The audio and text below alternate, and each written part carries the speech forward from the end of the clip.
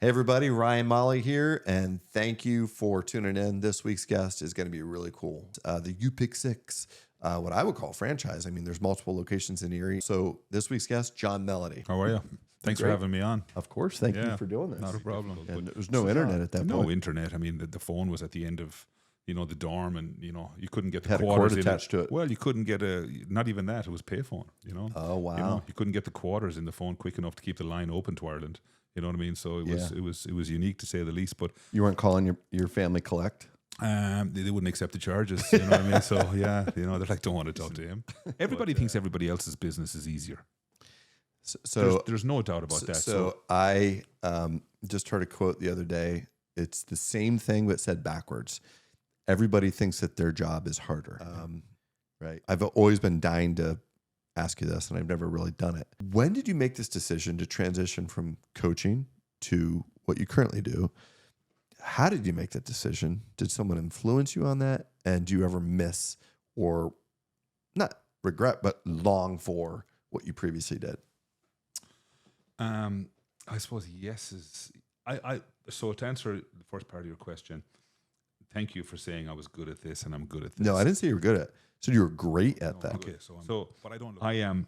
So anyway, it came to we sorted out a lease, the whole 9 yards, and it came to the day of signing the lease, and he said, I can't do this. Your partner? Alleged partner, I guess, is the best way you could describe it. So then we had gotten a call from where Cornerstone is right now. Yeah. So the guy that owned that building, which was an old Sunoco gas station. I remember when it was a gas station.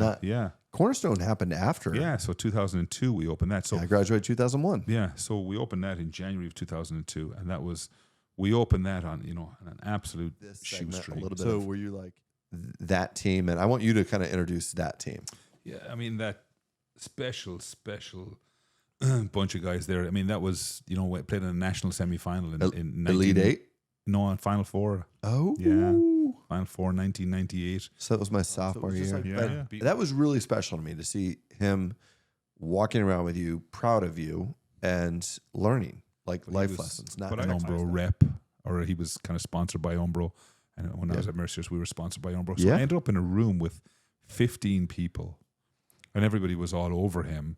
And I just kind of was like, "Fucking hell, that's Pele." And he saw me, and he was like, "Come over here."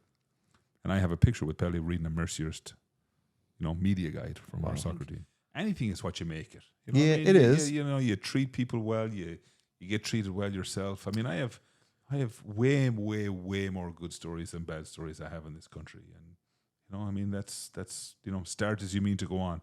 I say this to people all the time. Yeah, it's just start as you mean to go on. So roll it out, and it's good. It's all good.